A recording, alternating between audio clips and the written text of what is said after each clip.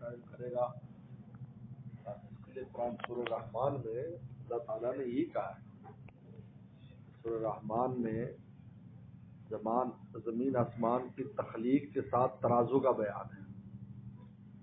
کہتے ہیں کیوں؟ تو مفسرین نے لکھا ہے کہ اس کی وجہ یہ ہے کہ عدل ہوگا تو زمین آسمان کا نظام بہت اچھا چلے گا. آسمان سے بارشیں برسیں گی، زمین میں کھیتیاں ہوں گی، زمین والے بھی خوش، آسمان والا بھی خوش. عدل اگر ہوگا. اس لیے اللہ نے زمین آسمان کی تخلیق کے ساتھ میزان کا ذکر کیا ہے. ووضع المیزان، اللہ تطغوا فی المیزان، انصاف قائم رکھو. اگر مسلمان انصاف قائم رکھیں گے تو وہ قائم رہیں گے، کافر رکھیں گے وہ قائم رہیں گے. آج اگر ان کی حکومتیں کامیاب ہے تو اس کی وجہ یہی ہے کہ ظاہری طور پر یا موٹا موٹا انصاف ضرور ہے. یہاں تو نہ موٹا ہے نہ چھوٹا ہے، یہاں تو کوئی چیز بھی نہیں ہے، نہ موٹا ہے نہ چھوٹا ہے. وہاں یہ نہیں ہے. وہاں وہ پھر قوم کا ایسا مزاج ہے کہ وہ فوراً ہی میلیسی کرنے والا کتنے بڑے ہوتے فوراً مستعفی ہو جاتے ہیں، ایک دم الگ ہو جاتے ہیں، جگہ چھوڑ دیتا ہے دوسرے کہ میں اہل نہیں ہوں، دوسرا کام کرے.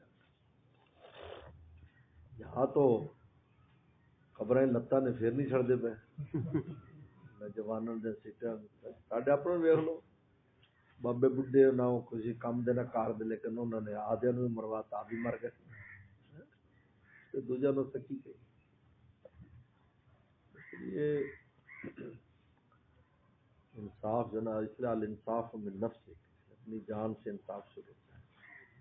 انسان سے اپنی جان سے انصاف شروع ہوتا ہے.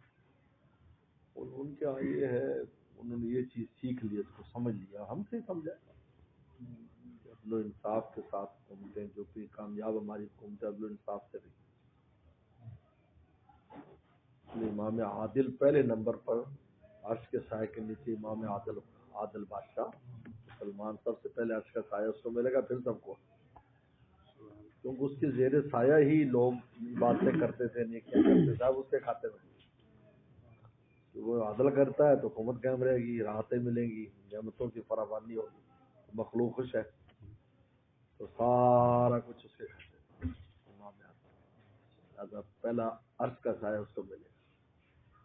اگر وہ دو نمبر ہے، وہ ہے تو ہر جگہ بے چینی، بے بدامنی، سب وہ کیا نماز، کیا روزہ، کیا سب، ہر بے چینی کے ساتھ ساری نیکی. اور معیشت کی تنگی کی وجہ سے اللہ تعالیٰ سے بھی لوگ بدگمان ہوں گے. تو سارا سبب وہی بنے نا بادشاہ، لہٰذا ایسے اس کو غدار قرار دیا جائے گا اور اس کے چوتڑوں کے اوپر ایک جھنڈا لگایا جائے گا. اس سے پتہ چل جائے گا یہ غدار صاحب پھر رہے ہیں. وہ جھنڈا بتائے گا یہ کہیں کا بادشاہ تھا مسلمانوں کو، اور یہ غدار تھا، اس نے حق ادا نہیں کیا. جس نے الزام لگایا تھا میرے ساتھ ہی اس نے اسرائیل کیا، ہمیں نہیں بتایا. وہ کہتے ہیں کہ